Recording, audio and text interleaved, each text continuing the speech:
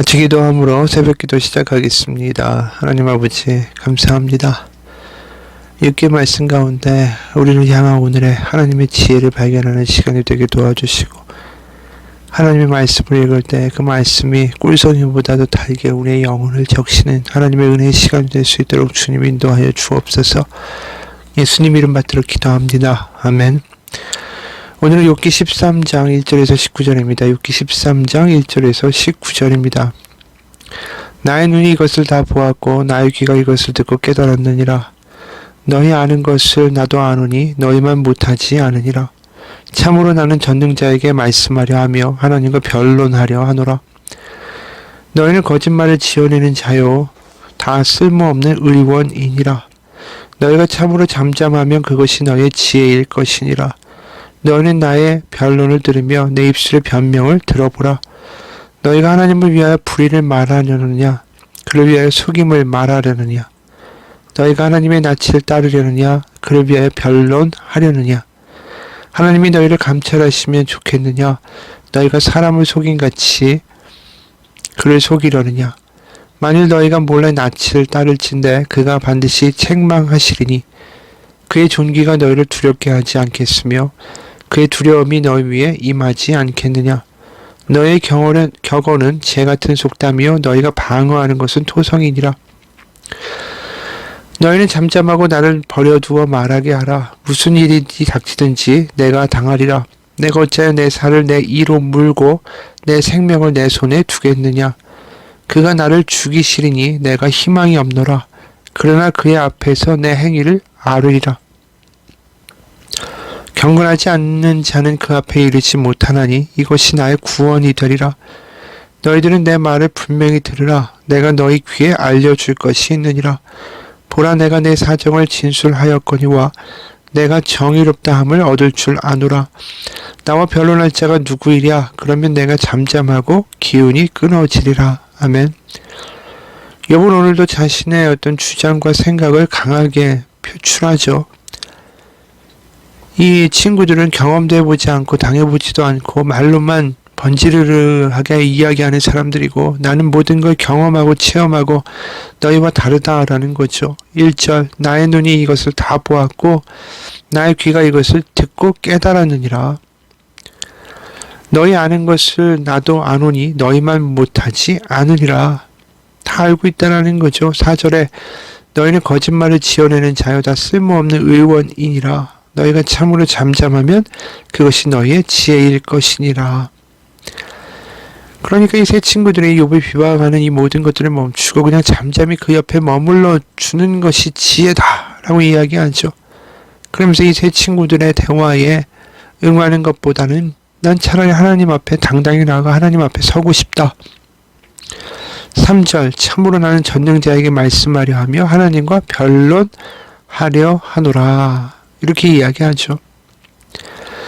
사실 욥이 세 친구들이 자꾸만 인과응보, 권선징악, 또 어떤 인과율에 따라서 네가 죄가 있기 때문에 이 모든 벌을 받는 것이다 라고 주장하는 그런 마음의 중심을, 그들이 이런 이야기하는 그 동기들을 이제 욥이 분명하게 알기 때문에 욥이 친구들과 더 이상 대화하기 싫다, 이렇게 이야기하는 거죠. 세번역 7절에서 10절 보면 욥이 이런 말을 해요. 너희는 왜 허튼 소리를 하느냐? 너희는 하나님을 위한다는 것을 빌미삼아 알맹이도 없는 말을 하느냐?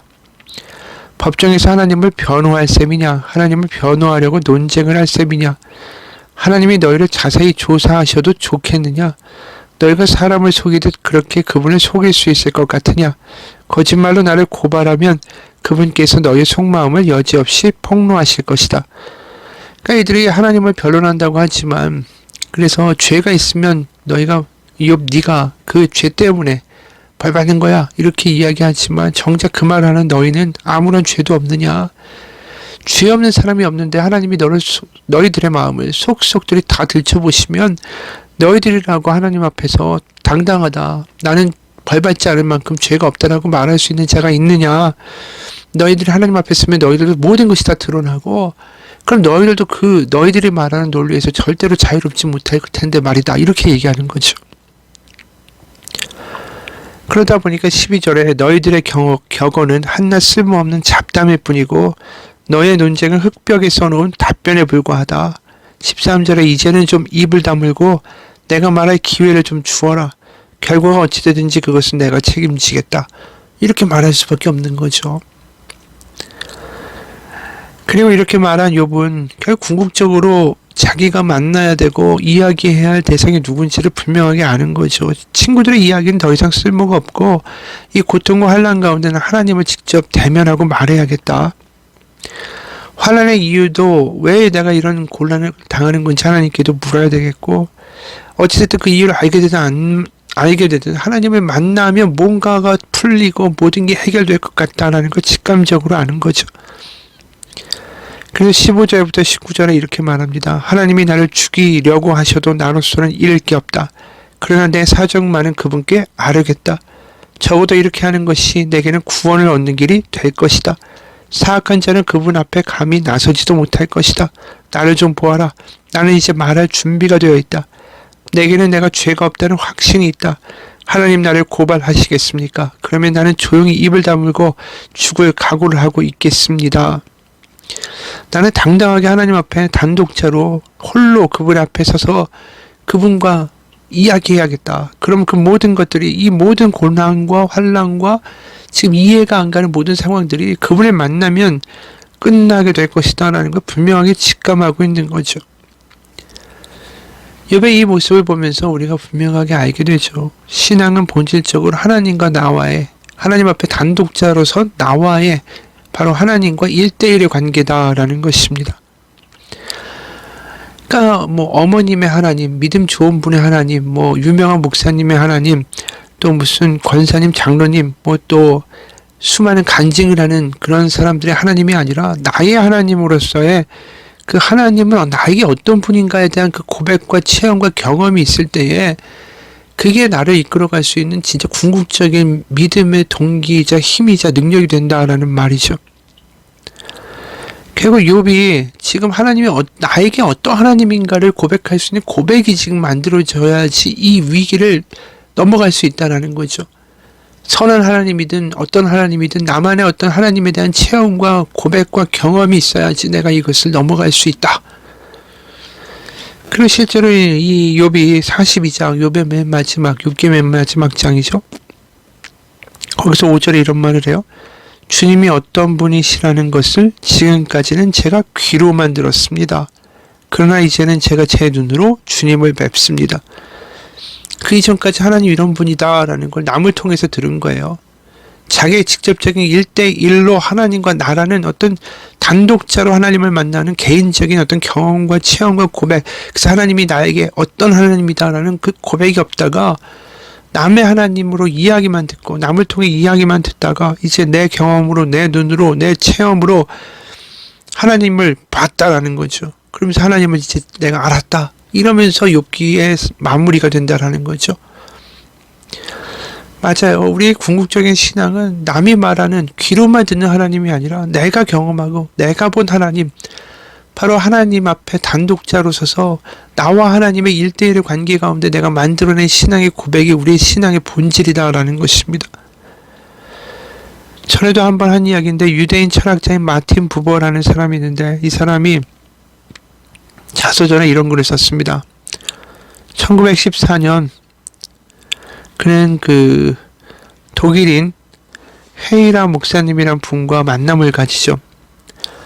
이 목사님이 먼저 베를린에 있던 부버를 찾아옵니다. 그리고 같이 이야기를 나누고 그를 역으로 전송하기 위해서 이제 두 사람이 길을 가죠. 도중에 이 검은 길이라는 별명이 붙은 석탄가루가 까맣게 덮인 길을 가게 되는데 이때 독일인 헤이라 목사님이 갑자기 발걸음을 멈추고 화제를 바꾸면서 이렇게 물었어요. 우리에게 각자 유대교, 기독교란 종교적인 이념도 중요하지만 신앙이 더 중요하다고 생각합니다. 당신도 하나님을 믿으시죠? 이 돌발적인 질문에 이 부버가 당황해서 물론 믿습니다라고 말했지만 그 순간을 모면하기 위해서 그냥 대답한 거예요. 그리고 그 둘은 다시 걸으면서 그냥 원래 나누던 이야기로 돌아갔습니다. 근데 이 부부에게는 그때 받은 마음의 충격이 계속된 거예요. 헤이라 목사님을 기차에 태워서 이제 배웅하고 돌아오는데 당신도 하나님을 믿으시죠? 라고 한 그 질문이 계속 가슴을 찔렀어요. 무언가 그때 내가 그냥 순간을 모면하게 했던 그 대답이 거짓말이다라는 자책이 들었죠. 그래서 그 헤이라 목사님이 그 질문을 했던 검은 길, 석탄가루가 까맣게 깔렸던 그 길까지 돌아왔을 때 거기에 우두커니 서서 더 걸어갈 수가 없었어요. 그래서 마틴 분버가 스스로에게 말합니다. 왜 나의 신앙은 이 모양이냐? 믿느냐라고 물으면 자신 있게 믿는다라고 말하지 못하고, 그렇다고 해서 안 믿는 것도 아니고, 왜 나의 신앙은 이 모양인가? 내가 이 문제를 풀기까지는 여기서 움직이지 아니하리라. 그런 생각에 빠져 있을 때 호련히 그 사람의 마음을 스쳐간 깨달음이 있었어요. 바로 자신의 신앙이 하나님을 바로 3인칭, 그분이라고 알고 있기 때문이다라는 거죠. 하나님은 3인칭으로 알 게 아니라 2인칭, 바로 당신, 바로 하나님과 1대1의 관계로 만나야 한다는 걸 깨달은 거죠. 하나님은 우리의 이야기 속에 나타나는 인물이나 역사 속에 나타나는 이야기의 주인공이 아니라 바로 2인칭으로 내가 대화하는 대상자인 바로 당신으로 만날 때에 우리의 신앙이 만남의 신앙이 된다라는 것을 이분이 깨달았다라고 고백을 하는 거예요. 그래서 시편에서도 다윗이 여러 고백을 하지만 다윗에게 가장 특징적인 믿음의 신앙의 고백은 하나님을 항상 나의 하나님이다라고 부른다라는 거예요. 그리고 동시에 하나님을 당신이라는 2인칭으로 부르는 시편들이 참 많아요. 바로 하나님 앞에 1대1로 선 경험들의 고백이 시편에 너무 많이 나온다라는 거죠. 이게 바로 믿음의 그 마음에 합한 자라는 이야기를 듣는 다윗이 믿음의 조상이고 믿음의 어떤 표본이 되는 이유다라는 것입니다. 실제로 다윗이 유명한 시편 23편에도 이런 고백을 합니다. 1절에 여호와는 나의 목자시니 내게 부족함이 없으리로다. 그가 나를 푸른 풀밭에 누이시며 쉴만한 물가로 인도하시는도다. 내 영혼을 소생시키시고 그의 이름을 위하여 의의 길로 인도하시는도다. 여기 보면 여호와라고 부르고 그가 이렇게 3인칭으로 이야기하죠. 그의 이름을 위하여 그가 나를 인도하시고 이렇게 말해요. 그러다가 4절에 내가 사막의 음침한 골짜기로 다닐지라도 해를 두려워하지 않을 것은, 여기서부터 변화가 일어나기 시작해요.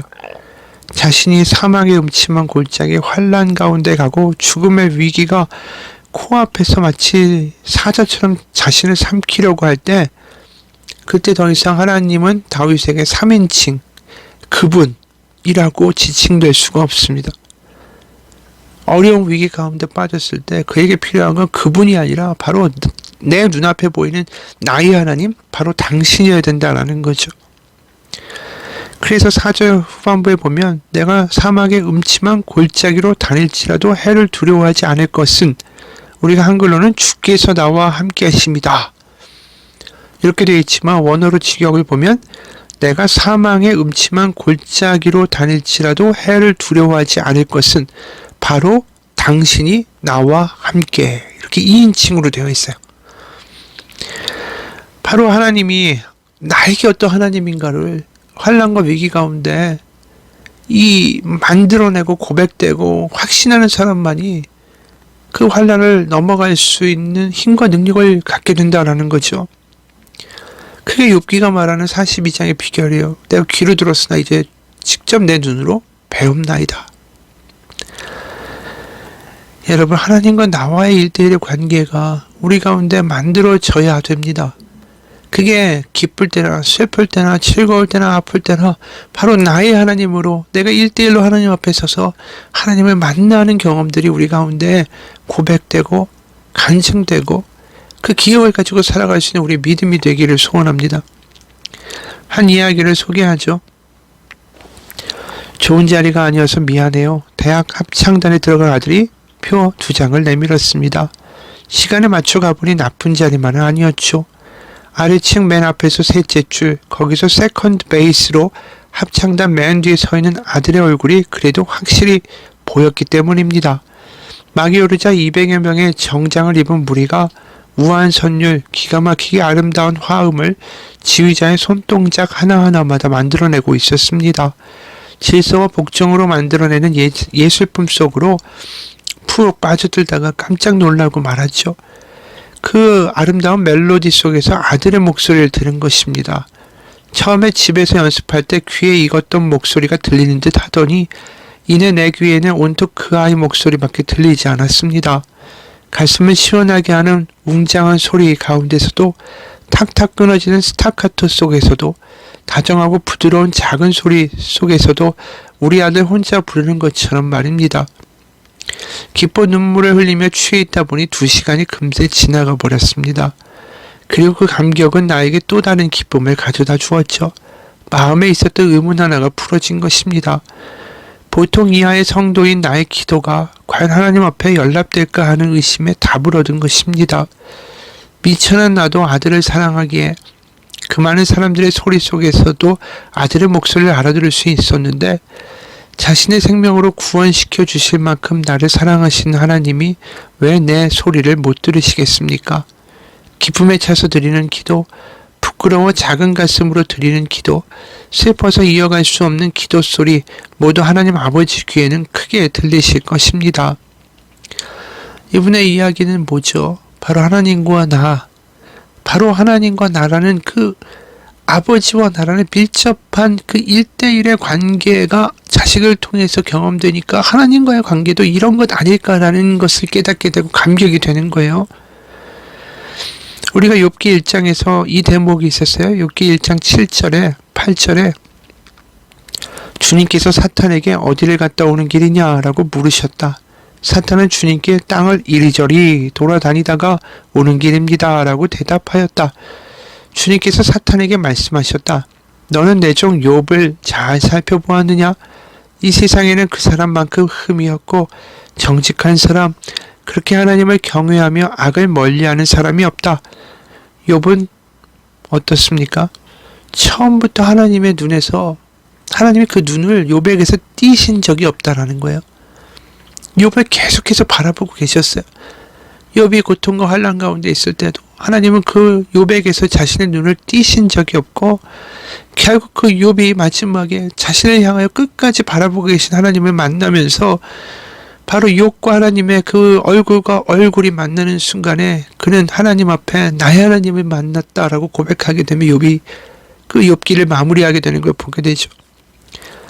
그러면서 결국 하나님을 만난 욥은 다시 회복되었다. 이게 42장의 마무리 아닙니까?